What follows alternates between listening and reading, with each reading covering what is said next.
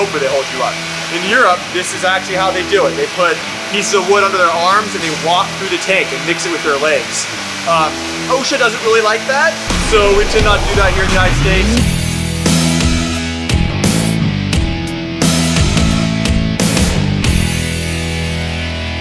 Clear yard harvest, we're doing pump overs on tanks. So basically we take the fruit, run through our destemmer, put just the berries in here. Now remember, clusters come in looking like this. You take them, the juice is clear. There's no pigment to grape juice. It's clear juice. So once we take them in here, we need to get the red wine, the red color. That comes from the skins.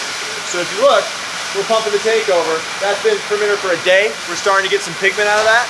But if you just let the grapes float on top, you need to mix it. If you don't, you just get a rosé colored wine. You don't get the extraction that you're looking for. And basically you need to keep that mix going. 4 times a day for 15 minutes. We pump the clear juice off the bottom and mix it over the top.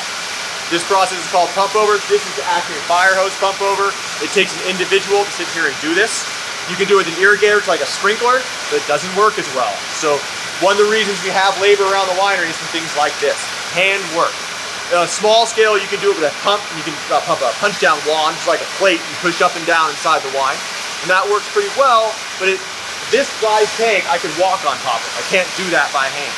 But this size tank gets appropriate heat from the yeast. So you have to balance those two things of what you want. This tank is Zinfandel. It's actually running at 72 degrees currently, which is right where I want it. I treat Zinfandel more like Pinot Noir than like Cabernet.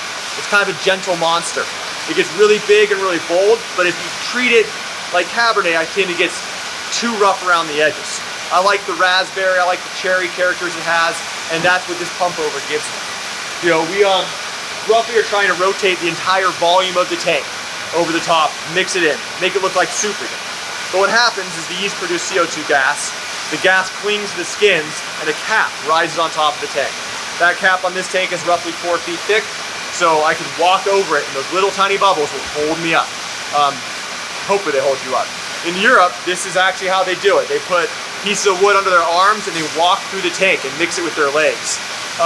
OSHA doesn't really like that, so we tend not to do that here in the United States.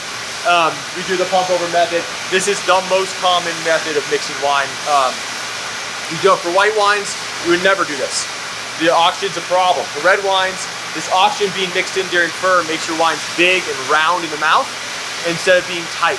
Sometimes we pull off the bottom valve down into a bin so we can oxygenate it first and oxygenate it again if that wine's getting too tart or too hard. So we want to make it bigger and bolder. That's called a délesage. We tend to do that in here as well.